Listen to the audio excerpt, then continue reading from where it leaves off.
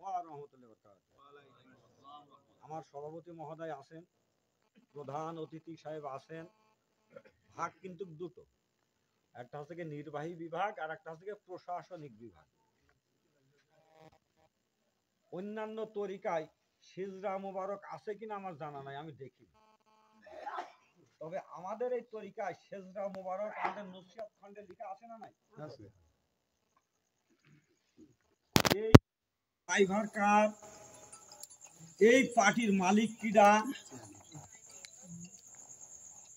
এই পার্টির প্রতিষ্ঠাতা কেডা, এটা আমাদের যদি বুঝ করতে না পারি তাহলে আমাদের অবস্থা কি আসছে। তাহলে এই পার্টির মালিকও যিনি, প্রতিষ্ঠাতাও তিনি। এই পার্টি একমাত্র গঠন করেছেন, আসমান জমিন গ্রহ নক্ষত্র কোনো কিছুই সৃষ্টি করেনি। তিনার পবিত্র নূর মুবারক থেকে সেই নূরে মুহাম্মাদি যখন সৃষ্টি করা হয়েছিল, জাকের পাটু সেই সময় সৃষ্টি করেছে আল্লাহ। ঠিক। তাহলে এই পার্টি গঠন করেছে কিরা? আপনার আমার সৃষ্টিকর্তা। প্রকাশ করলো কিরা? আপনার আমার নবী সাইদুল মুরসালিন।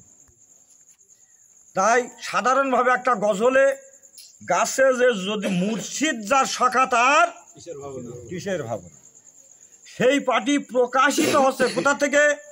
আপনার আমার নবী যখন এই ধরাধাম থেকে বিদায় নিলেন, এই পার্টির দায়ভার কার পরে অর্পণ করলেন? কার পরে? আবু বকর সিদ্দিক রাদিয়াল্লাহু তাআলা আনহু।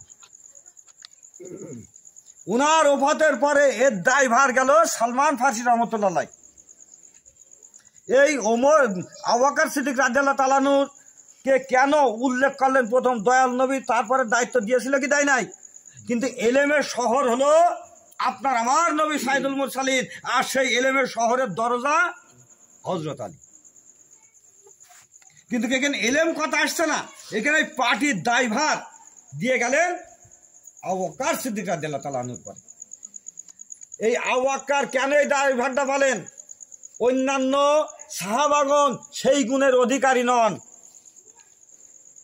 যখন আপনার আমার নবী বলছিলেন, হে আবু বকর, আমাদের মনে একদিন হিজরত করতে হবে, আমাদের একদিন হিজরত করতে হবে।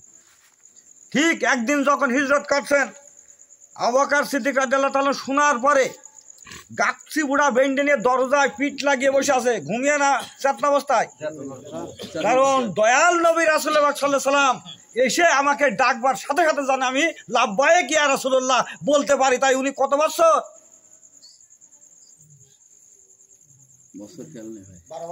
12 বছর পিঠ লাগিয়ে রাত্রে ঘুমাই নাই।